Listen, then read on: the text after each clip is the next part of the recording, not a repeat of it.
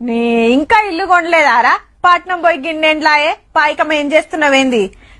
వానికేంద్రా, ఏ నవ్వు కాడ ఫ్లాట్ కొనేసే ఉంటాడు గాని మనకు చెప్తాడు. అబ్బా జర్రంతా ఆగుతాయిపోరా, 70 లక్షలు పెట్టుకుంటే ఏం పెరగకపోయే. హవు కాక ఫ్లాట్లు అమ్ముతున్నావట, ఎంత చెప్తున్నావే? ఎంతరా? గజం 80,000. చల్ గంతేడుందే, మార్కెటే లేదు.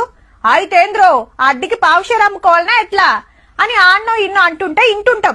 మార్కెట్ డల్ ఉంది, రేట్లు దిగుతాయి, అగ్వల దొరుకుతాయని ఆశపడేరు. నిరుడుకు ఇప్పటికి 10వ పార్కు వెరుగుడే గాని ఏడ ఏకాన దగ్గలే.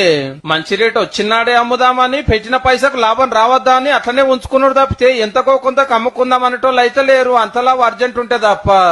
అదేందో గాని రియల్ ఎస్టేట్ లేదు లేదు అనుకుంటేనే సిటీ శివాలు రా, ఎటు చూసినా మొగులు దాకే టవర్లు లేపుతున్నారు, విల్లాలు గడుతున్నారు, ఇల్లు రెడీ అవుతున్నాయి. కొనేటోళ్ళు ఉంటేనే కదా పని పెట్టుకునేది. ఈ లెక్కన రేపు రేట్లు ఇంకింత మీదకి పోవుడే గాని కిందికి వచ్చే పరిస్థితి